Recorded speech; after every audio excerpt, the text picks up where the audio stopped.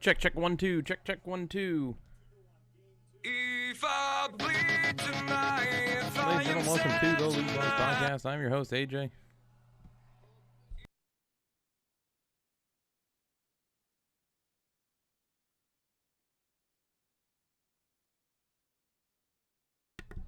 Perfect. Lower that. Turn that off.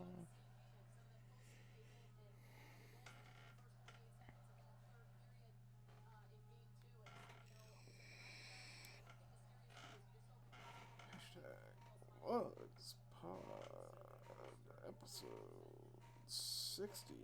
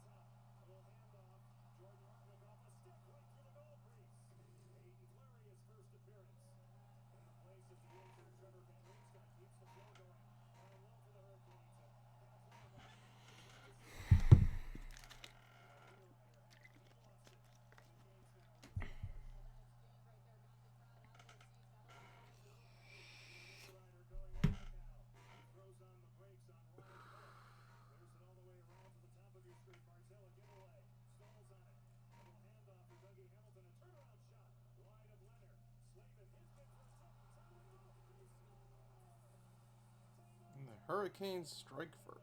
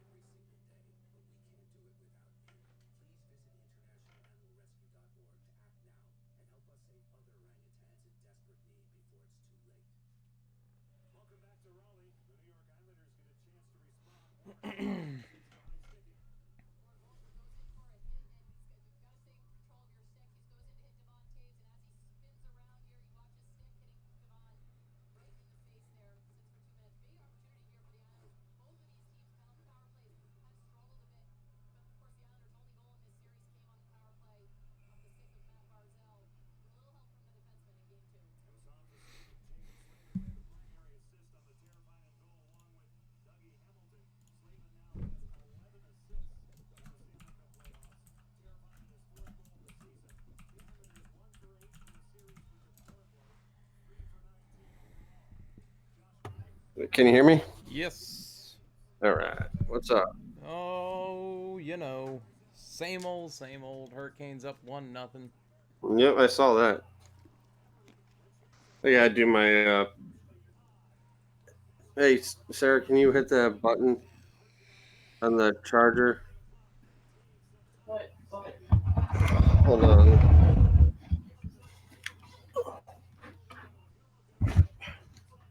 This one. Where's this? This is the place where I see Taze playing once his contract's up. What's that? This is where I see Taze playing when his contract's up. Carolina No, Islanders. Islanders. Eh. It'd probably be the only team that's a contender that can afford him. I would say I love these jerseys though. Carolina's Oh, wearing how do you not score on that?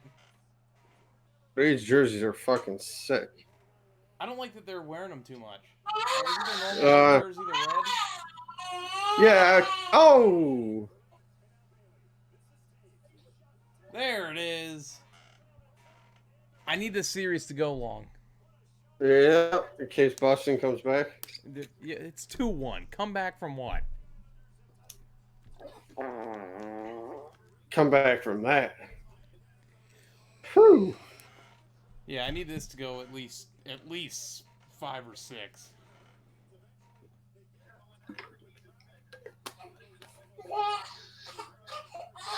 You got your truck picked, don't you? Although out of these two teams, I feel like I'd rather play Carolina. I'd like to see the Islanders, but Carolina's playing great right now. Like if I'm Columbus or Boston, I'd rather play Carolina out of these two. You're picking Justine, Riley, Herbst, Bowman, and Ty Dillon. I don't think I've used any of those yet. Yeah, that's what I'm trying to do right now before we go on. I'm going through Patrick my said memo. swaddle that baby.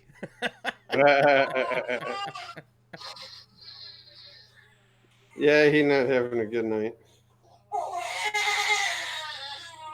Last night pissed me off, but apparently Backus is back practicing and Pasternak practiced with the first line today, which I was like, cool. Let's get it back to the way it used to be. Yep. Logan, you're all right, buddy.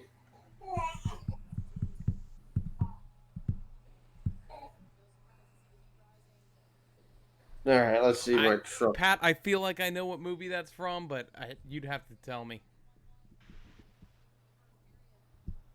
I really feel like I can't think of the name of it. I can't even think of who acted in it, but I know I've heard it in a movie.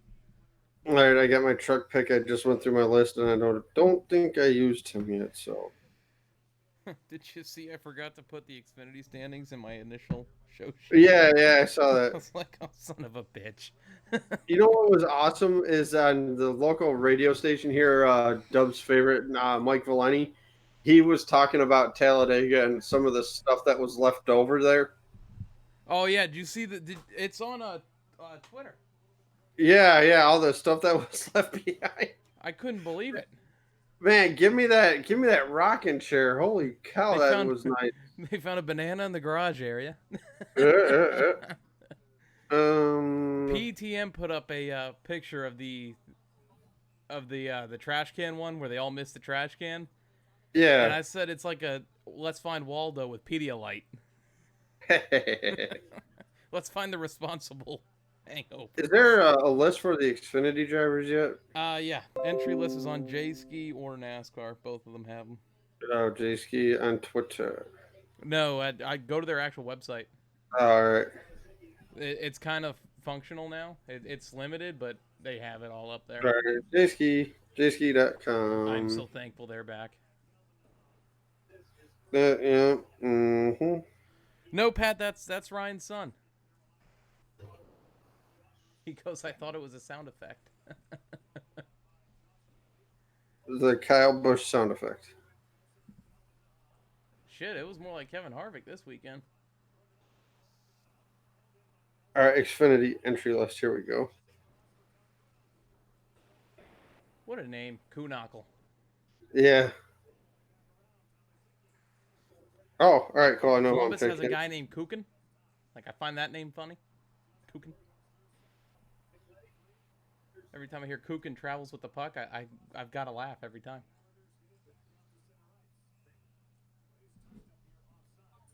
All right, 7:30. You ready? Yeah. I'm ready. Rolling intro. All right. If I bleed tonight, if I am sad tonight, I don't have a job to find. And if I work tonight, if I'm so tired tonight, I'll fall asleep when I'm home. Ladies and gentlemen, welcome to episode 60 of the Loose Lugs podcast. I am your host, AJ. With me, as always, is my co-host with the mostest, Double R. Ryan, what's going on? What is happening, AJ, man? How was the time away from the podcast? The time away from the we need to recharge the batteries once in a while, you know? Yes, we And, do. You know, you with your newborn, I figured that off weekend felt perfectly for us to just, gather everything back up and gear up for the next stretch of races. Exactly, man. Unbelievable time. We got Logan enrolled into daycare, so Logan's been going to daycare. Sarah went back to work on Monday. So Monday was the first day Logan at daycare, and the teachers all seem to love him. He's doing a wonderful job at daycare. So we gotta, just keep it going. And like I said, he's doing wonderful at daycare, and Sarah's glad to be back at work, even though she gets to deal with my skinny arse every day. Your shenanigans? Yeah, my shenanigans. So Yeah, I saw the picture of Logan today. I think either you or Sarah posted it on Facebook where he was passed out. He looked like he just got over a weekend at Talladega. Yes, oh man, that's a great caption. Weekend at Talladega. Yeah, Monday after Talladega has me like. So yeah, just like I said, recharge the batteries, and we're ready to go. How about that weekend? Oh yeah, man, Talladega. Oh man, and man, plus it's the first Saturday in May. You know what that means, right, AJ? We are at the Kentucky Derby with Eddie Olczyk. Yes, we are. Pucks and ponies, right? Pucks and ponies. Is there a horse named that? That's the horse I want. No, I already got my horse picked out for the Kentucky Derby. Do you want to do that in White Flag, or you want to do it now? Well, let's do it right now. I'll go. I don't. Who's winning our little White Flag segment? So you are. So go ahead. I am going to go. I'm watching ESPN yesterday, and this name come across. Maximum Security is the horse I'm going with in the Kentucky Derby. I have little to nothing know about this horse, so let's go Maximum Security. I'm going with a horse that fits well with the hockey playoffs right now. I'm going with Game Winner. Oh, very good pick. I don't want to go with the popular pick. I mean, I think that horse is the second most popular pick, but I don't want to go with number one. Add some interest My horse to it. is a 10-1, I think, is the last they said at the betting odds. So I think mine was 6-1. That's not too bad. Tony's going with a horse. Tony's going with a horse? Hey, oh, good pick, Tony. Hey, Tony, here's a question. How many horses have won the Kentucky Derby? I couldn't even tell you that. 0. Yeah, they're ponies. They're called, you got your purebreds, you got your thoroughbreds. They get real pissy when you call them horses. I found out with the Kentucky Derby crowd. Yeah, oh yeah. But what a party that's going to be there at in Churchill Downs. What did we say last episode? Goofy hats and goofy pins. Yeah, that's right. Here's what we're gonna do if we watch any of the pregame. I'm not watching any pregame. Why have 6 hours of pregame coverage for 2 minutes of 6 racing? hours. They don't even get 6 hours of pregame for the Daytona 500. That's a 3-hour race, not a minute plus. Yeah, geez, and it happens every year. Yeah. I couldn't tell you the last pregame for the Kentucky Derby I've watched. But I don't even think I actually watched the race last year. I think I was busy doing something. Nice. Yeah, we should go through and pick out the funniest hat or the best hat. The best hat. we're gonna be on the Loose Lugs podcast critiquing hats at the Kentucky. Stay tuned for Saturday after the Kentucky Derby, where we have right. your full flag to flag or bell to bell, furlong to furlong coverage of the Kentucky Derby. Yeah, I wonder if the weather's gonna play havoc, because it sure has been playing havoc up here in Michigan. My mom's neighborhood was. It's raining here in my mom's neighborhood.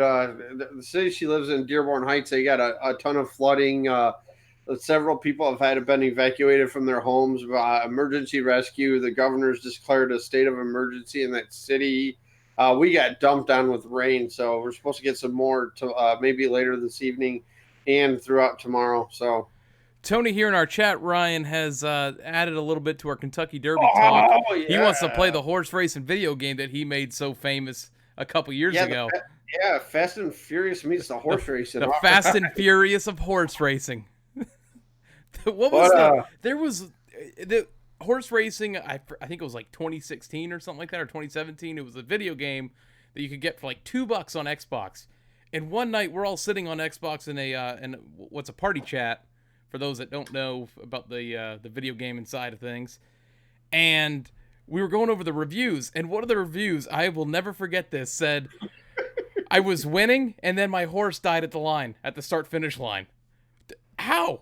How does that happen? It's a video game. And to Tony's point, they got another horse racing game. I don't know if it's a horse racing game, but it's where they do all the jumps, and the horses do the little trot as they go on. I'm like, oh man, who's going to spend $30 on this game? No, but Kentucky Derby this weekend, it's always good for betting. It's probably the top most betted on sporting event of the year besides the Super Bowl. I would say so. So I'm interested to see it. Only the race, not the pre-race garbage, just the race. It's 6 hours of 6 hours of pre-race. Oh, here comes probably commercial free too. Oh yeah, 7 hours commercial free Kentucky Derby. Start now. Oh man. Speaking of which, AJ. Yes. NFL Draft was this past weekend. The Patriots. A plus. I'm not solid draft. I'm not saying this. I'm not saying this because I'm a Wolverines fan. But you guys got yourself a steal in the third round for Chase Winovich. I know Tony's told you before, the kid's got a motor on him. The kid's a competitor. He'll give you 110% every time. We had the future after Tom Brady, the great Jarrett Stidham. Yeah, you got Stidham. I like that pick. I liked what Pittsburgh did trading from. Yeah. Plus, I like what Pittsburgh did. They traded the 20th pick to up to 10 to get Denver's 10 pick to take the linebacker out of Michigan, who the Detroit Lions should have drafted. I'm not going to give it. Bush, right? Bush. What the hell's his first name? Devin Bush. Out of Michigan. A position the Detroit Lions desperately needed. But no, this... Here goes Ryan's rant. Part of it. This organization takes a tight end. You signed Jesse James in the offseason. You signed Logan Thomas as well. Logan Thomas, he's not a pass catcher. He's a blocker. You're going to be running the ball a lot this year. Why on earth would you take this tight end? TJ, whatever his name is, Holkenshire or whatever his name is, out of Iowa. It's the number 8 pick. When you had Oliver on the board that was right there, a position you guys all need, and yet you take a tight end. Then don't get me started on the second round pick. Oh, here's where you take your linebacker. A guy is projected to go in the 6th round. The 6th round. You take him in the 2nd round, and Bob Quinn comes on and says, well, we didn't know if he was going to be available. He's projected in the 6th round, and you take him with the 2nd pick. A linebacker out of Hawaii. The kid may be the next Junior Seau. I don't know. Derek Thomas, I don't know. But why? Why? It's okay. We drafted a punter after we extended ours in the offseason. Nothing wrong with doing that. It's Patriot way. We're all about special teams here in New England. Yeah, we're about the Lions way, right? Yep. Eeny, meeny, miny, mo. This guy looks good. All right. Oh, he's not projected in the 6th round. All right, take him anyway. I say that about the whole punter position, drafting a punter. But They were on the radio station I listened to out of Boston, 98.5 The Sports Hub. They were talking, was it this morning or yesterday? I think it was yesterday, that the last time the Patriots did this, it was with Ryan Allen and Zoltan Mesko. They extended Zoltan Mesko. They in the offseason had a competition between punters, and Allen got the job. And Mesko, I believe, was released right before the season started. So he signed on a couple other teams, and then I think he's out of the league I don't know if that's what's in Bill Belichick's mind with this pick or not. He's also not a left-footed punter; he's a right-footed punter, which is kind of shocking for Belichick. No way. Yeah, Belichick always gets them lefties. It certainly was an awkward draft because they kind of were building around Brady, but they were also getting ready for the future. So of course, that's why I think the draft was an A+. You fixed every need you had going into the draft with the now and the future. So I'm happy with the draft. I know you're not happy with the Lions draft. My grade's not even on the board right now. So their report card looks like a stutter. Oh, you can say that again. Oh, we had playoff hockey. I know this is a long intro, but we haven't been on in a week, so we had playoff hockey, Game 7, Boston, Toronto. Take that, Tony. Again, third playoff series in a row between Boston and Toronto that's ended in a Game 7 win for the Bruins. And it's going to be number 4 next year because the NHL hasn't changed their playoff settings. That's true, but I don't know if the Lightning can repeat the same thing they've done this year. How about Carolina, too, beating Washington in their Game 7? That was a great, fantastic hockey game to watch. These playoffs, and Washington was leading that Game 7. Wasn't it 2-0 at one point? It was 3-1. Yeah, 3-1, and then Carolina comes storming back and gets the winner in overtime. And it was a nice goal, nice deflection right in front of the net, crashed in the net like you're supposed to. And, put the puck in the net, move on. Now you're up 2-0 against the Islanders right now in round 2. All I know is that the officiating on the West Coast side of things is that's brutal. Just like the NBA, right? That too. I mean, I haven't paid much attention to the NBA playoffs yet because not really. It's been all hockey right now. Yep. You know, I'm a bigger hockey fan than I am a basketball fan. Well, I wanted to mention something here. It was Game 1 of the Bucks and Celtics round 2, Game 1, and Boston put a beat down on Milwaukee, and Paul Pierce, the good old Paul Pierce. He's not the only one. I want to point this out here. He's not the only one who said this. But he was one of them. Said that this series was over, and Milwaukee went in there last night and basically what Boston did in Game 1, Milwaukee did in Game 2. Now is when the series begins. Going home to Boston, see what happens. Yeah, I'm teetering on the. I still think the Celtics control that series. I saw that matchup after Game 1 and even last night with Game 2. Game 2 last night was a scheduled loss for the Celtics. They even showed it on the court. It was like they came in, they did what they wanted to do, which was just split, and then go back home. So I think Boston's in control. There was a couple times last night where the Bucks, who won by a bunch, but they were up by a bunch at separate points in the game, and the Celtics came back, to get it within, a few points. So yeah. I still think that Boston controls that series. And I'm not saying that this series could be over in 5, but it's a possibility. I said 6, so. But I'm taking the Celtics in that series just because I don't trust the Greek Freak yet in the playoffs. He hasn't showed it yet. Oh, I'm sure you will. So that's my take on that. Yep. We've hit hockey. We've hit Kentucky Derby. We've hit the NFL draft. We've hit basketball. Yep. I think next on the Loose Lugs podcast, curling. Yeah. Hear us talk curling. Coming up now. Oh, sweep. There we go. There's our curling talk. They did a good job. They did a good job sweeping. I'm laughing too hard right now, like to myself. I know. Here we go over curling.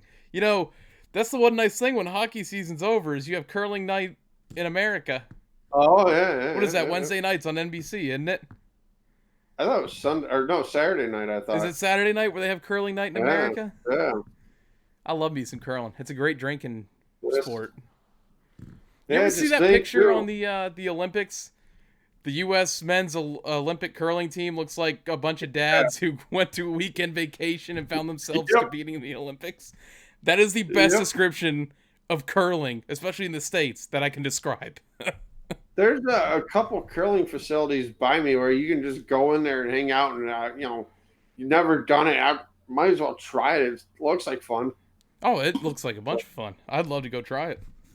And then just think too, AJ, in a couple weeks, you got the Indy cars at Indy for the Grand Prix, and then when they run the road course, and then after that, they're testing for the Indy 500. That'll be here before we know it. Yeah, the best day in racing coming up, where you have Monaco, the Indy 500, and the Coke 600 all in the same day. So, Ryan, let's get down to the reason why we record this podcast every week. It is time to go over some NASCAR racing this past weekend from Talladega. Let's get into some gas and go. All right.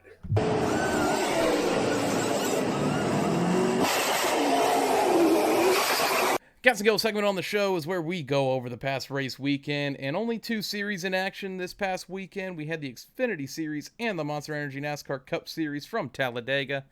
Kicking things off, the Xfinity Series, where Tyler Reddick finally finishes the job, gets his first RCR win of 2019, his first win with RCR. And also, how cool was that Barstool Sports helmet he had on, where it said Saturdays are for the boys on the side? Yep, I love it. Man, I tell you what, it comes to restrictor plates in the Xfinity Truck Series. You said it. You said it first. What? Restrictor plates. It's no longer restrictor plates. Xfinity it is. Yes, but I don't consider Talladega plate track anymore. We need to start getting ready to call it super speedways, because I struggled with that all weekend. Fine, super speedway. Give me Tyler Reddick. The blocking he was doing Saturday late in that race to get the checkered flag, he did. There's a couple times where he could have been T-boned, taking out half the field. Excuse me, but man, the kid can block. The kid can wheel race car at a plate track. And his car looked like it just went through Bristol. Oh yeah, falling off the jack. Numerous. There wasn't a right side panel in that car that you could recognize. Not at all. Not at all. Between the Bondo and duct tape all wrapped up on that thing, it helped him. That's what I'm going with. It helped him. Oh yeah. Yeah, like you said, it looked like a Bristol or Martinsville car right there. Oh, no doubt. I thought the Xfinity race itself had great battles. I thought the Jeffrey Earnhardt looks really good. Jeffrey Earnhardt looked good until that wreck with Allgaier at the end. You noticed it when he was coming off a 2 that car was squirrely and he just couldn't get control of it again. Exactly. Hopefully, KBM or another organization, Junior Motorsports, can pick him up next year. Hopefully, a little subtle hint from Ryan there to Junior Motorsports. A very subtle hint right there for sure. But I thought, how about what Gray Galding it was? Yeah, Gray Galding, solid in the Panini Sports Cards. That car looks so damn cool this weekend. That red and yellow with the shades of white and black. Oh yeah, that was an awesome looking car. That's why I was hoping he would have won, because I would have loved to pre-order that diecast. Definitely. But Big Rex take out some of the good cars early in this race. Pole sitter Michael Annett was taken out. Allgaier got wrapped up in that. And then later on in the race, Justin Allgaier and Jeffrey Earnhardt, they wreck, setting up the awesome finish we had between Tyler Reddick and Gray Galding, which I don't know how Tyler Reddick did it, but he made that car 5 wide. Yes, he did. And then Cole Custer got taken out in the wreck too. 32nd. Chastain had, I do believe, Chastain, he had a brake line issue, I think. He had a gearing issue from what I read on the finale of it. Yeah, when they came to pit road, they had the onboard camera on the back. You can't see out there all the oil and everything like that. So you even had Noah Gragson going for a spin early, which he almost kept it off that inside retaining wall, but just at the very tail end he hit it. Yes, he did, and I thought he saved it, but no. We mentioned, Ryan, that this was a good race, but how about for the Xfinity Series? What a crowd they had on hand. Oh, beautiful. When they're doing when they do the pre-race and all that, you see the people in the stands and they're like, it doesn't look that full. But then, the national anthem comes in, they're doing the pace laps. I'm like, wow, what a great crowd. Unbelievable. It was a solid crowd this weekend. Yep. I want to give a shout out too to I think you might do it a little bit later here, but the 8th place finisher, Josh Williams. I was saying that during the race, I was actually had to watch it on my phone at Target of all places. Oh. And so I'm sitting there watching it. I get out and I'm like, Williams 8th. Josh Williams is in 8th? Let's go. Yeah, he was up there. He was up there battling for the lead. We had some running around to do. I left with like 5 laps left, but I had it on my Fox Sports Go app. I watched the last 5 laps on the phone as we were going out. We had to get I forgot what it is we had to do. I went in the baby section they have at Target where like you got the cribs and the chairs and all that. I was sitting in one of the chairs watching the last laps. Nice. It's on the display stand. It's on a shelf, and I'm just sitting there. People who work there walking by. What are you doing? I'm getting ready for when I'm. This chair's really comfortable. Just testing it out. Yeah, I'm practicing for when it's my time to be a father. Whoa! And it's not yet, AJ. Come on, pump the brakes. I'm at least 5 to 6 years away from that. Yeah, but no, like I said, a big shout out there to Josh Williams up there battling for the lead. It's good to see. That's why, like I said, I love Talladega. I love Daytona. The Super Speedway tracks are just such a crapshoot, man. Yep. You could put a bunch of names in a hat, pick one out, and you could have the race winner right there in your hand. Yeah, you not even realize it. Look at Greg Gaulding, like we said, finishing second. Yeah, it's a crap. Landon Castle too, and then 10th place Cockrum. And it was Chris a dash for cash race too. Yes, it was, and so was Dover this weekend, by the way. Moving things on, we have your stage winners. First stage, Tyler Reddick. Second stage, even after a spin, Noah Gragson. And your race winner was Tyler Reddick.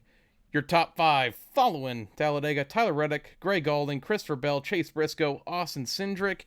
And your Xfinity standings. Ryan, are we going to get it right this week? I'm going to say yes. Christopher Bell. I got confidence. Christopher Bell, Tyler Reddick, Cole Custer, Justin Allgaier, Austin Cindric, Michael Annette, John Hunter Nemechek, Chase Briscoe, Ryan Sieg, Noah Gregson, Justin Haley, and Brandon Jones. All right. We are. Brandon Jones had a wreck too that hit pretty hard though. So there was some just really hard impacts this weekend all around. Between Xfinity and Cup. Yeah, I don't know if you watched any of the ARCA race on Friday evening. I did. I watched it. And I didn't put it in this show. I have multiple issues between the ARCA race and then the broadcast on Fox on Sunday. So I have my own little rant this week. Oh, do you know? All right. But my ARCA Series 1 was, there was a bunch of people I saw on Twitter after the race saying how boring it was and how none of the drivers looked like they wanted to race. Here's my issue with that. ARCA teams don't have the big money like, to a lesser extent, Xfinity Truck, and to a more extent, the Cup Series. They don't have 5, 6, 10 cars waiting at a race shop back home. Some of them come with that one car. So you know what? If I'm in 8th place and I know this is the only car I have to get me through the season, or, one of only 2 cars to get me through the season, my happy ass is sitting right here because I am not getting wrecked right here. I think I was talking to Sarah during the ARCA race because we were watching it. And I'm like, there's some things I wish that the Cup would do, like with ARCA, because ARCA hardly ever makes any rule changes at all. I mean, yeah, they still do the single file restarts, I think, or maybe they changed them. I'm not sure, but there was a wreck in particular where the guy went down almost right by pit wall, hit the inside wall there. Years ago, there was no safer barrier there. That was strictly. No, and I forget the driver's name, Ryan, but there was one at Daytona to kick off the season a couple years ago where they hit that inside wall so hard that they showed a picture of inside the car after the wreck when it got back to the shop, and the dash was flipped up, the steering wheel was almost against the roof. It's not worth it. No, not at all. So, and then people want to see wrecks. there's some people that want to see wrecks, and that to them would make an entertaining race, a race that has a lot of passing, a good last lap, and some good wrecks in it. That's what people consider an exciting, good race. But in the ARCA series, if they want to sit there, because I've seen so many ARCA races end with 4 or 5 cars still running, and that's it. Yeah, same here. Yeah. It's not worth the dollars to fix the car for this one race weekend. I don't care if every driver wants to win and all that. There's some drivers that are a little bit smarter than saying, "Oh, you know what? I'm going for the win from 10th place on the last lap." It comes down to the funds. It comes down to the budget. And like I said, these guys don't have the funds to keep building race cars and keep spending resources on fixing everything. Yeah, the reason why I bring up that wreck too, AJ, is if you look on YouTube, Mark Martin had a crash similar at Talladega in that area where there was no wall there. It was just straight out to the grass.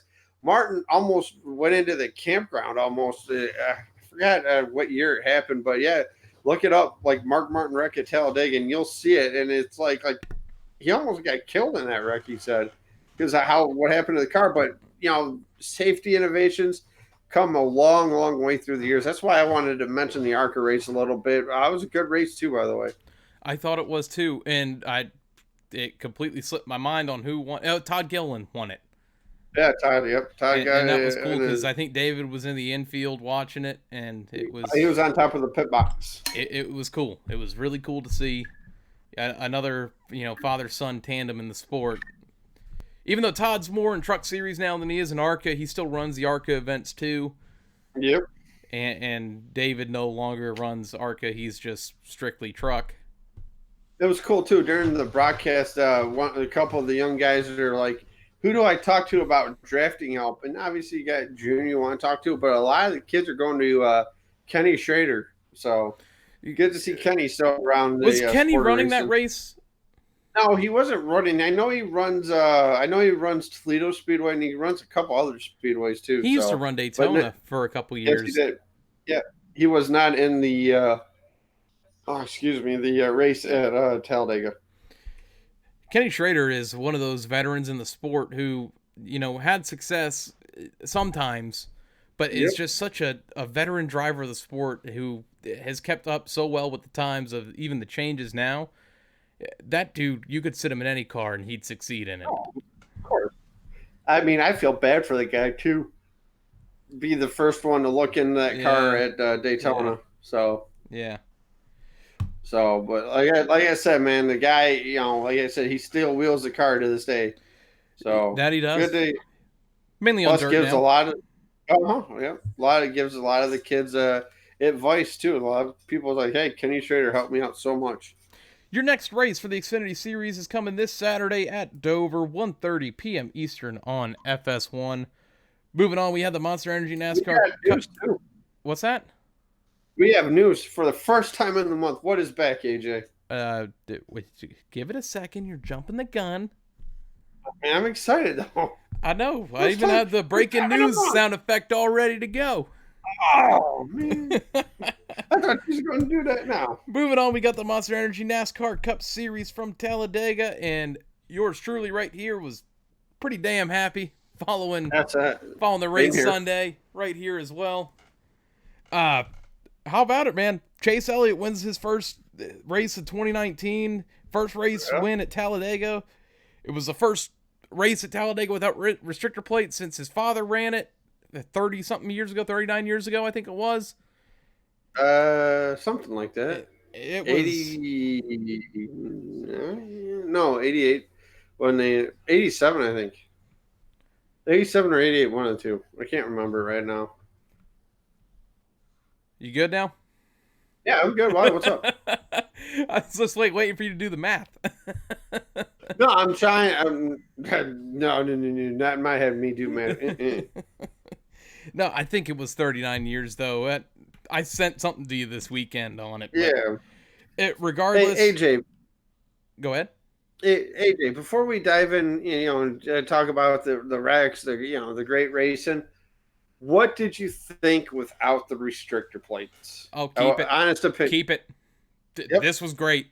whatever they did, this is some of the best and I'm not saying that because my driver won. Okay. I'm not saying it either. So we saw some of the best racing at a super speedway track that we haven't seen in years. This was all about driver and what line you're in, and who can catch up to the car in front of them the quickest, and who could get up to, like, it was perfect. You barely had any single car or single lines. It was awesome. It was everything restricted plate racing used to be. Yep. And you know what the best part about it was, and you mentioned it too, all 3 lanes were working. Every single lane worked. They even went 4 wide and no problems. Yeah, exactly. And the best part about it too is like the cars, like if you were to get like you can tell they definitely tried to do that tandem. I'm glad it didn't work. But when it, like for what happened with the Bubba and Blaney, like Bubba got so loose behind him, it was just because the way the closing speeds were nuts. Exactly, and I'm going to get into that a little bit. You saw the camera with Joey Logano where he was getting hit from behind, and his head's just slinging back in the seat every time he gets hit. Yep, the onboard camera looking out the back of the car, how violently that was Someone shaking. said it looked like we were in a magnitude 10 earthquake, and I thought it was the funniest damn tweet I saw all day. Definitely looked like it. So I'm sitting there watching it with my head going. Yeah. So Chase Elliott's your race winner. This was a weekend of firsts, and I'm going to go over here. It's his first win of 2019, like I already said. First Hendrick Motorsports win in 2019. First Chevy win in 2019. The first Chevy win since Chase Elliott back in October at Kansas. September at Kansas. Wow. Is he September, October? Might have been the first weekend of October. But the Kansas one, I thought it was like October. But yeah, so Ryan, after this race, before we dive into our recap, is Hendrick Motorsports back and is Chevy back? Unfortunately, I don't think so. I think this was a product of the racing. I hope I'm wrong. I really do. I hope this is that catapult that Chevy needs. It's like, hey, let's get our acting gear. Hendrick, same with them. Hopefully, this gives them motivation. Yeah, because all the Hendrick guys are running good, until Johnson ran over debris on the track, smacks the wall, no caution. Consistency right there for you. Chevy was just so strong this weekend, and they had all the Chevy drivers were called into a meeting before the race started and said, listen, all of you need to work together today. This is the same thing we saw with the team cars last year, where you had Stewart Haas, you had Penske, you had Gibbs, all of them working together. Well, this time Chevy came together, said all of you need to work together. There are no teams this week. It's just Chevy. Chevy needs to work with Chevy, and look what we had. We had a bow tie 1, 2, 3. Even on a stage end, I think like the top 5 or 6 spots were Chevys. Yes, they were. Elliott Bowman, Priest, Logano was 4, Hemrick was 5, Kurt Busch was 6, Gahn was 8, and that was it. So you had, let's see here, 1, 2, 3, 4, 5, 6 Chevys in the top 10. How many times have we said that this year?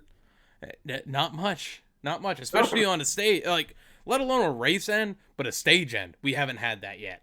Yeah, exactly. And all like I said, like I was saying, all the Hendrick cars look good.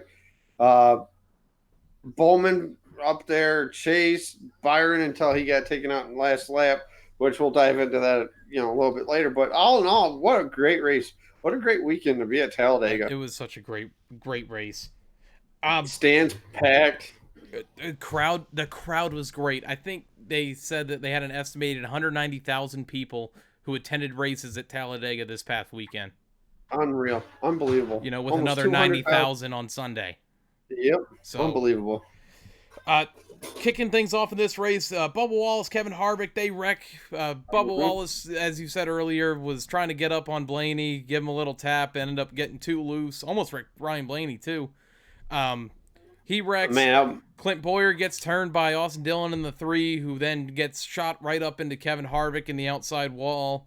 Harvick was not too happy after he wasn't. that race with his comments. Michael McDowell was involved in that too, AJ. That's right. I wanted to mention this because Matt Tifft was impaled by something underneath Michael McDowell's car. Which, Matt Tifft did not finish this race. I think he went on for another 30 laps or so. But if you watch when they are on pit road and they're fixing all the damage on the car, or attempting to, they have a sawzall out trying to cut whatever is sticking out from Michael McDowell's car on Matt Tiff's car. they're trying to, the Matt Tiff's crews are trying to pull it out. They had 3 guys trying to pull it out. Yeah, I don't think it's going anywhere. But yeah, hats off to the crew for thinking outside the box. All right, let's cut this damn piece off. But Kevin Hart wasn't too happy, made comments about, I'm just paraphrasing here, people who shouldn't be here that are. Is that truly Harvick's thoughts, or is that heat of the moment, out of the car early at Talladega? I think it's heat of the moment. He hasn't won yet this year. Nardi, he has won 3 times this time last year? 4 times, I thought. 3 or 4, one of the 2, and haven't won yet. So yeah, they're definitely feeling the pressure in the 4 camp. So I think that's all. Excuse me. I think that's all that is right there. Just heat under the pressure, heat under the collar. Good car, get taken out early. That's all that is. Let bygones be bygones. We had Brad Keselowski spin into his pit stall, do a little donut, little loop-de-loop action, getting in there. I love what he said. I think it was Bob Pockers who. I don't know if anybody doesn't follow Bob on Twitter. Definitely follow Bob on Twitter. Great follow, but him and Keselowski are talking. He's like, man, I feel like a dumbass, but I landed in my pit box perfect. The cool thing, they had a video, Ryan, from the pit stall. Like someone captured a video from the pit stall, and Kurt Busch had retweeted it and said, how about the crowd reaction? You watch that all the way to the end. When he pulls out of the stall, the entire racetrack at Talladega went absolutely nuts. Oh, yeah. When he did that. I mean, how cool is that to be, you're just driving along and, oh man, at least he didn't flat spot the tires too on that. That's right. And then he caught the brake too from getting almost up there for the win. But because he'd lost the draft on it. But he ended up 13th, but still, so all of a sudden, go ahead. So we had Joey Logano absolutely dominating this race, like in the later half of it. It didn't look like anybody had a better car than Logano, especially with about 20 laps to go. He was all over the place, once again doing the Tyler Reddick, making it 5 wide. But then we have a caution, hard impact for Chris Buescher and Matt DiBenedetto. DiBenedetto, as I stuttered when I was trying to say that. DiBurrito is what we'll go with here today. And then Martin Truex Jr. was in that too. Martin Truex Jr. in it as well. But how about they were talking about cars not getting in the air on our later wreck with Larson. Yeah. But that Buescher car was completely off the ground at one point. It got hit so hard. And there was nowhere to go for DiBenedetto either. Next thing you know, you're just, and all of a sudden right in front of the track, cuts in front. And I'm like, that was a scary impact is what that was. Oh, dude. The fact that everyone walked away from that. Yeah, I was more concerned about that one than I was the Kyle Larson one. And we're going to dive into that Kyle Larson one maybe right now, depending on where we're at on our list here. But yeah, all the guys walked out of that wreck. They all interviewed, which was good to see. Obviously shaken up a little bit, but able to get out of the car and walk away. So then, Ryan, on the ensuing restart after the red flag, we see Kurt Busch dive down below the yellow line. No one said if he was forced down there. No one said if he did it on his own to get around Ricky Stenhouse Jr. Either way, he doesn't get black flagged. He is now in the prime spot to make a move on Joey Logano. He goes high. Logano leaves the low side wide open. With that being said, Kurt Busch didn't have enough of a run or momentum to keep Logano in the lead. pulls Chase Elliott and Alex Bowman right up alongside. Race over. Oh yeah. Chase takes it from there. Go ahead. Yeah, and it was something too though, because all the Hendrick guys, the three that were running, were nose to tail, and all of a sudden Byron gets pushed to the back, and I'm like, oh great, he ain't gonna come through this. And then I see Chase and Bowman up there, and I'm like, oh hell yeah, go guys, go. You know, they made a comment during the race that the person who had led the most laps at Talladega hadn't won the last like 4 or 5 races there. Yeah, it's been a long time. Chase Elliott actually led the most laps with 57, or not? That's 57, crazy. 53, I think. Yeah, and then like you said, Chase takes the lead, and then it's story over. What's the saying? All hell breaks loose on the final lap. Yep, you have Ricky Stenhouse absolutely pounds the outside wall. Somehow the caution wasn't thrown then. I'm not going to get into that whole banter if it should have been thrown right then or not. The fact of the matter is they're trying to end this race under green. They get to the backstretch. Byron gets turned by was it David Reagan? David Reagan. He gets turned by David Reagan, but before he gets turned, and if you watch the video, before NASCAR could have had a chance to throw the caution for Byron spinning, they threw the caution for debris on the front straightaway, which you could see as my computer is absolutely going nuts here. But regardless, speaking of going nuts, yeah, no kidding. That's why no, but where was I at? Byron spinning. So as Byron's spinning, the caution lights come on. At that point, Kyle Larson gets clipped into this as he is speeding towards the inside wall. That car, sideways, going towards the inside wall. That car catches air, barrel rolls violently down the back straightaway, and caution flag flies. Then race over. Chase Elliott in the lead, Alex Bowman second, and Bowman said after the race that he'd make a move if he had the opportunity to. It just didn't come to be. Me as a fan sitting there watching it, I think he might have made a move, but he probably more than likely would have stayed right behind Chase, just so we can have a solid Chevy finish. And Kyle Larson, man, he walked right out of that car right away. And even Jeffrey Earnhardt got a huge impact and all that. It was pretty crazy there at the end.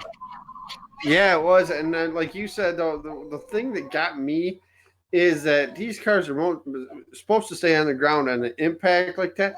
And like you said, before he even got to the wall, he was getting air. And that was something that... I told you earlier in the weekend. I said, Ryan, I just think with those big spoilers, as soon as they either get backwards or sideways, they're going to flip. Yep. Because that shift of weight is just so much. Exactly. And he must have rolled 8 or 9 times. And you sent a meme to me. I was laughing my rear end off, the one with the Applebee's. From NASCAR Chasm made the video from Talladega Nights with the audio from Talladega Nights to Larson's flip. If you haven't seen the tweet, you got to check it out. It's funnier now. Definitely. But yeah, like I said, like I was saying though, like when he got into the air though, he got right out of that car. They asked him, he's like, "Yeah, I'm all right." You know, it's the safety with these cars now, unbelievable. Now Ryan, I come to my second rant. And wait, number 2 rant? I have 2. I don't normally do this. I don't normally do 1, but let alone 2. Yeah. My second one comes at the cost of the broadcast this weekend. I'm interesting to hear this. I'm not referring to commentary. I'm not referring to commercial breaks when there shouldn't be, because let's just say right now that it's dumb. We know it's dumb.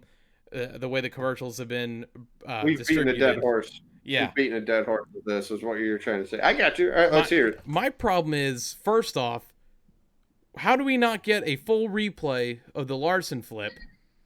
Was it something that maybe NASCAR wanted to sweep under the rug and say, hey, we don't want to show this right now because our design was supposed to keep these cars on the ground and it obviously didn't do its job.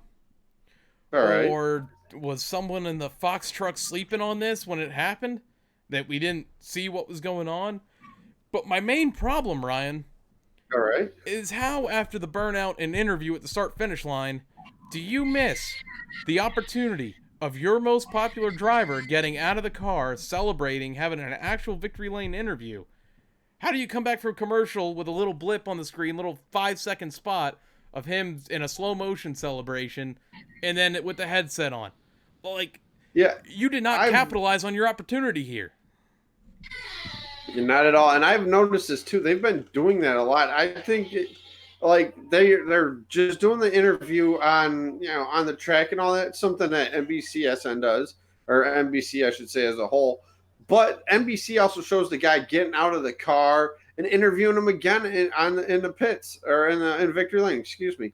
I don't know why Fox thinks it's necessary to interview him on the track. I mean, I guess it's cool because the crowd there can hear him, but the crowd can hear him when they do the radio interview. So I don't get it. Here's my thing, Ryan. How do I don't know how our listeners feel, and let us know what your opinion is on what I'm about to say. I would much rather see the burnout, and then you go to commercial after the burnout's over, come back with the car rolling up into victory lane, seeing the guy get out of the car, celebrate with his crew, celebrate with his family, and then interview him right there.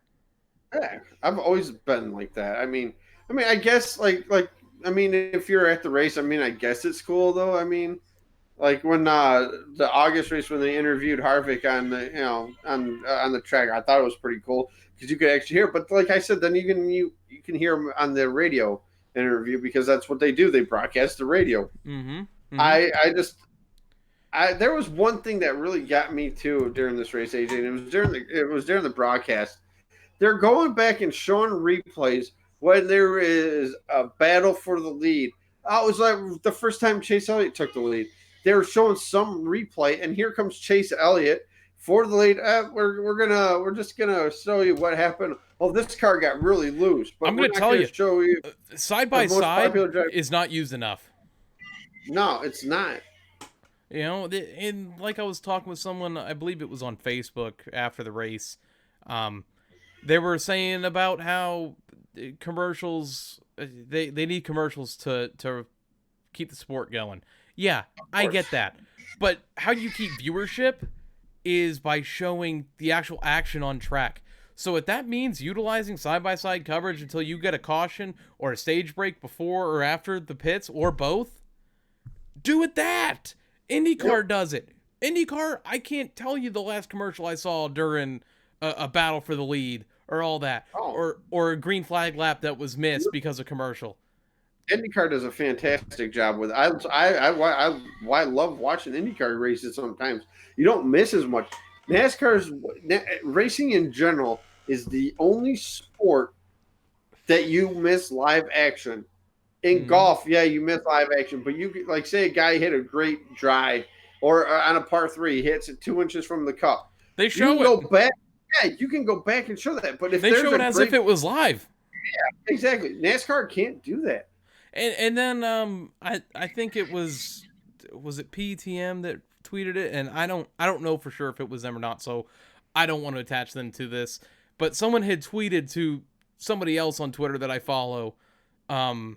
There's breaks in hockey, football, golf, baseball, basketball, and I'm like, yeah, but those things have stopping points, stoppage of play where you miss the action. Yep.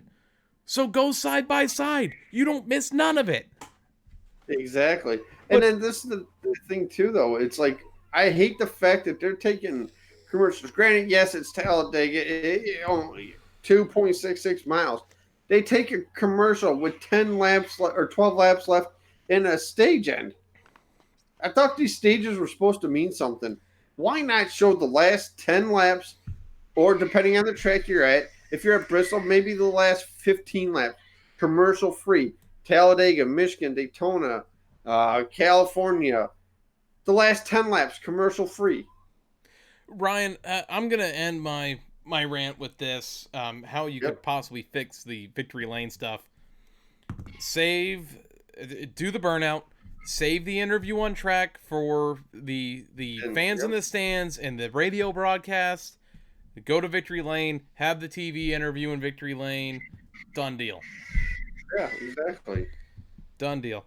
Your stage winners in this one: first stage, Ty Dillon; second stage, Chase Elliott. Race winner was Chase Elliott. Your top five: Chase Elliott, Alex Bowman, Ryan Priest, Joey Logano, and Daniel Hemrick. Your standings following Talladega. Locked into the chase now: Kyle Busch, Denny Hamlin, Joey Logano, Brad Keselowski, Martin Truex Jr., Chase Elliott, Kevin Hart, and now we go on to drivers without wins. I had to do one last toot of my own horn there for this episode. Kevin Harvick, Ryan Blaney, Kurt Busch, Clint Boyer, Alex Bowman, Daniel Suarez, Eric Almirola, Jimmy Johnson, Austin Dillon, Ryan Newman, and yeah, that's it. Mm-hmm. I was about to look for Eric Jones because I had to make sure I said Eric Jones, but he wasn't in this, so not Daniel Jones or I'm safe. I'm safe this week. Hey, you could be announcing a new quarterback. Your next race is Dover this Sunday, 2:00 p.m. Eastern on FS1. And don't forget, this week, Friday, the Truck Series is back in action from Dover, 5:00 p.m. Eastern on FS1 as well. Woohoo! How Ryan. about that? First time in a month. How about that? Right. Right now, I'm doing a little, as I like to do here on the podcast, our race weekend forecast. Friday's looking partly cloudy, 75, so it looks like you're going to get practice in the truck racing. Saturday, you got scattered showers, a 50% chance, 75 degrees. Sunday, rain, 90% chance of it with 69 degrees.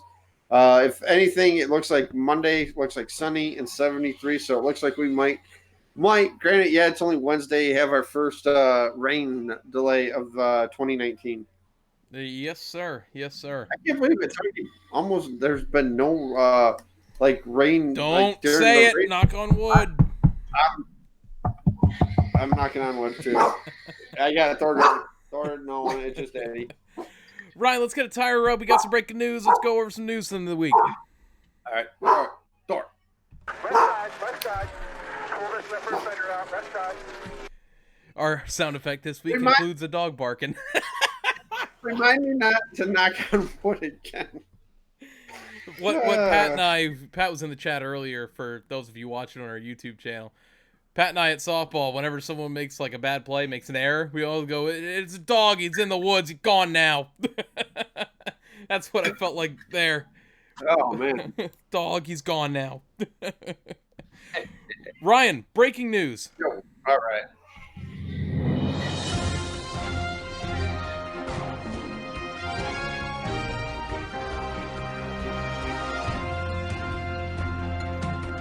Not so much breaking news if you're either living under or you've been on Twitter in the last couple hours or Oh, yeah. But regardless, I fill out the show sheet and without fail a wrench gets thrown into the plans and we have some more news that comes in. NASCAR in all three series is going back to single car qualifying starting this week in Dover. Let me read you the little press release from NASCAR. NASCAR announced Wednesday a well-received change in its National Series qualifying procedure beginning this week's triple header at Dover International Speedway. Going forward, qualifying will feature single-car runs as opposed to the group procedure used by NASCAR for the past 5 seasons and up to this point in 2019. This modification was well-received by teams in NASCAR, and NASCAR is hopeful a return to the tried-and-true format used for decades will improve the show both competitively and for the fans' sake. The qualifying format now will be a single car, single round, only one round, no second round, third round, no eliminations for the remainder of the season, and used in all 3 NASCAR National Series, including the Monster Energy NASCAR Cup, Xfinity, and Gander Outdoor Truck Series.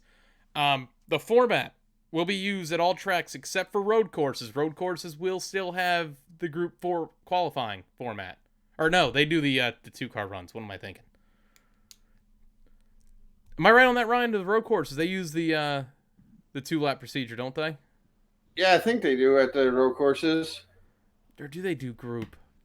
Damn I think they're doing. I thought they were doing group. Is what I thought. They might be doing group. I might be confusing road courses for plate tracks. Well, what was formerly plate tracks. Oh, you said it there. Yeah, I did. At oval tracks measuring 1.25 miles or less, qualifying will consist of 2 time laps. At oval tracks more than 1.25 miles in length, qualifying will consist of 1 timed lap. The group qualifying format will remain in place at road courses. I should have just kept reading along. I would have had my answer. There you go. This part of it, I was kind of confused about, but now that I'm seeing it in print, I better understand. The qualifying order will be determined by the previous race's starting lineup. The top 20 starters from the previous race will draw to take their qualifying lap in positions 21 to 40. In other words, the second half of qualifying. The remainder of the cars will draw to qualifying positions 1 through 20. Okay. So, normally they went on either practice speeds or by random draw. To begin with, now it means a little bit more to finish in the top 20, basically. Yeah. And the rest of it is just quotes from people inside NASCAR that I'm not going to get into. We got the gist of everything that's going to happen. So it's going to be 1 lap at certain tracks, and at some tracks 2 laps. Yeah, let me see if I can pull it back up. No, I can't. Yeah. I've already X'd out of it. It's all right. I already forgot if it was the 1.25 or more. Yeah. I think the 1.25 is 2 lap or greater, and then like short tracks, it's 1 lap. But there's times where the guys could only take 1 lap if they wanted to, unless they're implementing mandatory 2 laps at these tracks. I'm sorry, it's 2 laps at short tracks. It's 1 lap at anything bigger. Like MIS and Texas and all that. Yeah. All right, I got you. I'm happy. I really am. When I tweeted out about us going live, Ryan, I said we're going to be talking about the news regarding the new changes to qualifying, and I put under there, or old. We're not really sure. We're kind of reverting, but it's new for now. I'm just happy that they're going back to the single car. I know a lot of teams are unhappy about it, but you got to think these underfunded teams are going to get the opportunity to have their car by themselves on the track to get the sponsor called out. I think it's great. I didn't like knockout qualifying was okay, hit points, but until they decided we're going to try to tweak this, we're going to sit at the end of pit road. Yeah. We're going to wait till a minute 10 to go out and go all out. No. As soon as you left that little pit box area, you should have gone onto the track. Agreed, and I think it's a solid change. I like going back to the single car run. I do too. It was never broke to begin with. I don't know why they try to do something new with it. I really don't understand. Well, that's all I've got on that part of it. It's a great move. Like I said, Ryan's happy with it. Moving on to our regularly scheduled news here. All right. Joey Logano visited the White House yesterday, his White House visit with Donald Trump, President Trump, and had the car parked there right on the lawn. He actually drove in with it, I thought. What I saw. He came in he came in the car and all that. He got out of the car and all that. Trump greeted him and all that. Yeah, it was a cool event. It's always a cool event when the prior year's champion goes to the White House. Austin Wayne Self has been reinstated by NASCAR. Yes, he's cleared the wellness program. Kyle Benjamin to drive for Nice. Is it Nice or Nice? Nice. I think that's what I thought it was. I thought it was Nice. I just want to make sure I called it right. Motorsports in the Truck Series, and it's only a partial schedule from what I'm seeing. Okay. All right. NASCAR is set to investigate the Kyle Larson flip to see how they can better prevent what happened on Sunday from happening again. And NASCAR and Austin Dillon fines. On Friday, before qualifying and the pre-race inspection, they found Bondo on the deck lid, confiscated the deck lid, What a mess. Yeah, I know Dylan's people are not happy saying that. Why are they getting docked? I think they got docked 10 They points got docked and 10 fined. points, yeah. Wasn't it the fine like 25 grand and then crew chief suspended for a couple races? They're okay with the fine and the excuse me suspension, but they're mad about being docked 10 points. I guess there's a big war on Twitter about it, everything like that. So Hey, it's an yeah, L1 penalty. That's pretty much the max penalty you can do. It's exactly. plain and simple. Speaking of Twitter, on Sunday night, I seen Steve O'Donnell put something on Twitter, and I'm like, awesome race at Talladega. You know, keep it up. I love the direction with this. You know, and I'm like, yeah, can't wait to see it at MIS. He liked it. I'm like, yeah, Steve O'Donnell. How about that? Odd Steve. Yeah, that's right. I mean, he's been on Twitter a lot lately. Been posting pictures of the race control, all the guys in the race control. Pretty cool stuff. Yes, sir. Yes, sir. That's all I got for news this week, Ryan.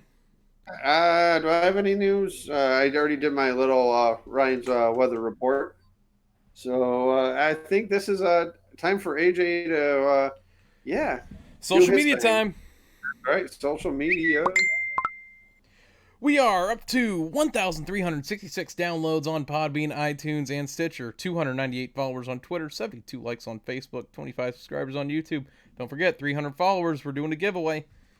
New follower shoutouts, and we have a bunch of them this week. We have Ian Lively at Ian Lively1. We have the Michael at the Michael Anon. I said that yesterday, and I write sloppy. We have Jeffrey Williams at JWilliams8825. We have Chrissy Gale 4 at Chrissy Gale 4. We have Joe Prego at JPreg underscore 37. We have Chris Frazier at C Frazier 3 fan. We have Clayton Andrew Harris at Joey Logano fan 22. We have Colby McLam at KG61. We have Bobby Rice at Robert C Rice or B1. And your podcast shoutouts this week include the Lap Traffic Podcast, the PTM Racing Podcast, the My Opinion Therefore Fact Podcast, the All Turns No Break Podcast, the Going 3 Wide with EG3 Podcast. Don't forget, after Kansas in a couple weeks, EG3, Eddie Greer is going to be on this show. We have the Side Draft Podcast. We have the Final Lap Weekly. Some places you can find us on iTunes, Podbean, Stitcher, and YouTube by searching in the search bar, the Loose Lugs Podcast. Make sure you subscribe, follow, turn on your notification bell, so this way you can find out whenever we upload new content, and so you can hear that little notification bell ding. Ryan? Ding. I love it. That was a weird ding, too. No, that's the original ding. Uh-huh. On Twitter, we are at Lugs Podcast. Don't forget to tweet us about the show using the hashtag LugsPod. And on Facebook, in your search bar, we are the Loose Lugs Podcast. Our personal Twitter handles, myself is Grey Goose F150 on Twitter, and Ryan? Cola88. Ryan, it is the point in the show where right. you get to pretty much bring me up from my mispronunciation of names in the social media segment. It is time for your rant. Take it away, Ryan. All right, guys. Hope everybody had an awesome weekend at Talladega. If you were at the track, hopefully you got all your belongings, and that's something we're going to talk about here after my rant. I got pretty funny stuff actually, but so the wife and I got home from work on Friday, and wanted to turn on practice and everything like that, and they're finally showing practice and. Cars are doing, averaging 202, and I'm like, oh, okay. I'm thinking to myself, they're going to try to slow them down. We went to a doctor's appointment. Sarah had a doctor appointment we went to. Come back home, and they're adding these wicker spacers. I think that's how they pronounced them on the back of the spoiler to try to slow the cars down. Cars go out, big group. Ryan Newman goes to the top of the board at 204 miles an hour. There were, I think, 20 cars. I don't remember if 21 was at it, but 20 cars at over 200 miles an hour. They try to add this thing onto the back of the car to slow the cars down, and it didn't work. This right here, stop messing with the product. Although I did like these things, Wickers on the back of it. Best race of the year by far. Not saying that because Chase Elliott won, but it was great racing, like we said, side by side, all 4 lanes working. Yeah, you almost went 5 wide at times. But yes, stop trying to make go with what your instinct is. Stop trying to change it because I know that's what they try to do. They try to slow the cars down. And quote me if I'm wrong on that, AJ. No, nope, you're solid. Uh-huh. You are solid. But because my mom's watching Logan too, and she follows NASCAR, but she's like, yeah, they're putting these things on the back of the cars because they're going 200 plus, and I'm like, oh, they're just trying to slow the cars down. They're just trying to slow the cars down, and they didn't slow the cars down. No, but I still think you saw some of the best racing of the year. By any means necessary. That I go Talladega, Texas, Daytona are the top 3 races of the year so far, in my eyes. Yep, I think that's a solid list. AJ. So I'm on Twitter Monday, and I so happened to scroll past the Talladega Twitter page at some of the things that were left at Talladega. And I'm looking at it. I'm like, it's any race weekend. I'm sure that happens a lot at other tracks. The local radio station started talking about it, and it was just like they were talking about a flat screen TV that was left, a tube TV that was left, and a nice reclining chair. Do you want me to go through the list of what was left?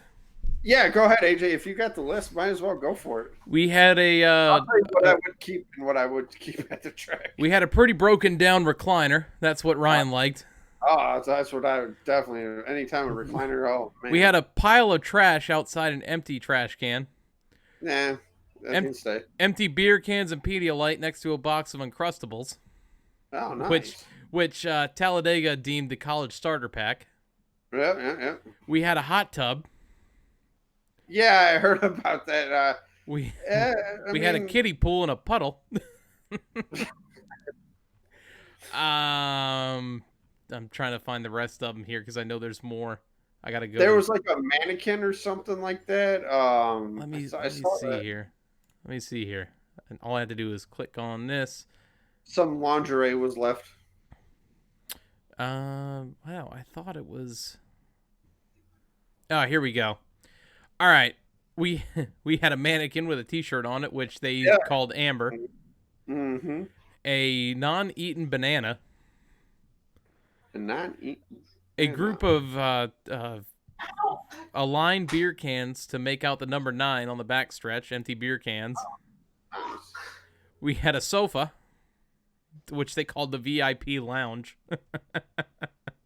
Wonder what they were doing with that. Free blank paint. I think we can kind of guess what that is. Yeah. A bike seat. Cardboard cutouts. A burned down chair. Bottle of mayonnaise, squeeze mayonnaise. I would hate to have been the one to pick that up. Yeah. We had rugs and a wire spool. Another sofa and a fire. A hair dryer. A towel. Yeah, I remember seeing the hair dryer. A camping tent that is absolutely destroyed. Oh, it kind of reminds me of Tony and our tent when we went camping out at MIS. We tried to set the damn thing on fire, so I understand that. So a broken flat screen TV, and I thought the best tweet was this one. It had the old box TVs, and it said, "When you're at Dega, but you can't miss the latest episode of Seinfeld." We had a bathing suit bottom and another mannequin, an arm brace, a pillow, and that was it. Yeah, and people wonder why I want to go to Talladega now. That is a party. They had Barstool out there this weekend. It just seemed like such a great time. Speaking of which, were you watching any of qualifying on Saturday? I believe I missed qualifying. Yeah, because that's when my radiator on my truck blew and I sent you a picture of it. Yeah, I missed everything that afternoon. I know Friday night Talladega Boulevard tends to get a little crazy, and they had Gordon was out there, DW was out there, but Saturday morning or Saturday after the Xfinity race, I'm watching qualifying, and I'm listening to Jeff Gordon talk, and I'm like, I think he had a little fun on the Talladega Boulevard. He sounded hung over, dude. So, I mean, I guess that's his right as a broadcaster now. He doesn't have to get behind the wheel of the car and all that, but. Yeah, he sounded a little rough on Saturday there, which that would just be so cool though. You're hanging out. DW sporting the Goodrich jacket after he had to change 3 or 4 times. Yep. But yeah, like I said, I don't know. It's a toss up. Daytona, Talladega, Martinsville, and maybe Dover are the next 4 on the bucket list.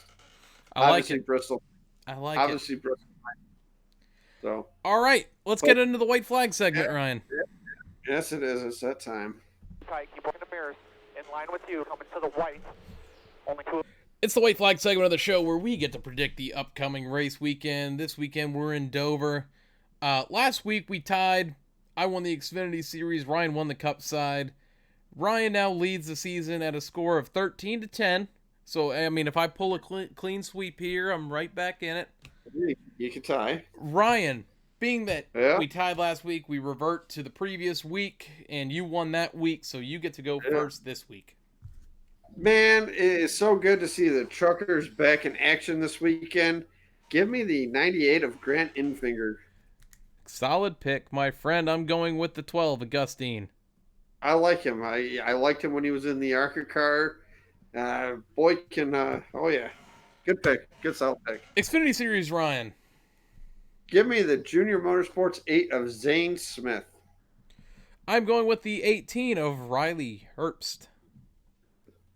He runs a lot of the K&N races too. I thought he ran the ARCA race on Friday too. So yeah, definitely good pick.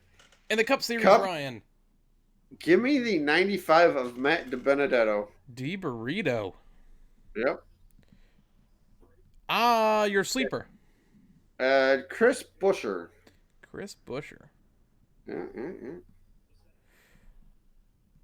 All right, my Cup pick is the 88 of Alex Bowman. Get a little momentum going now. I like it. That is what I'm hoping for. Last time we raced here, Hendrick won it with Chase Elliott. Uh-huh. And the playoffs, and my sleeper is the 13 of Ty Dillon. Good pick. Riding that hot hand too. Man, oh yeah, I tried that one with the Dillon boys, didn't I, last weekend at Talladega? I would have beat you too.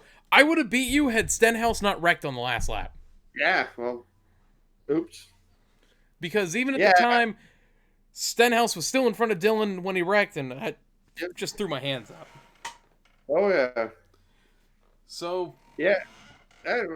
Good weekend at Talladega, man. I mean, if anybody that was at Talladega has pictures, videos, want to chat about it, feel free to do so to the podcast page. I agree with it. What's Ryan? the best part about going to Talladega? How many times have you been to Talladega? What's it like your first time going to Talladega? Just stuff like that. I mean, it was a good weekend. I had fun with it. Yes, it was. I got to celebrate. I gave you a woo on a voice chat, voice message. You gave me a woo and a cracking open a beer. You're damn right I did. That's a good way to celebrate right there. Ryan, we've hit the point of the show. Hit him with it. Guys, hope everybody has a great rest of the weekend.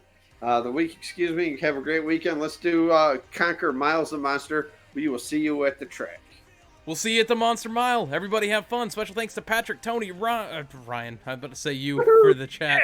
Ryan for commenting in the chat. Thank you for everyone who tuned in tonight on our YouTube channel, even if you didn't chat in it. Thank you for everyone who downloads this podcast on iTunes, Podbean, and Stitcher.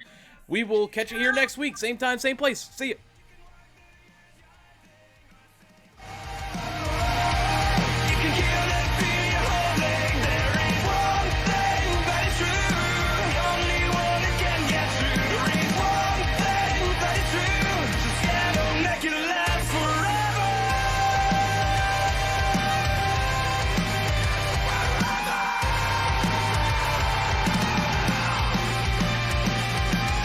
Wonder why I can't feel real. I leave with a being that I'm done.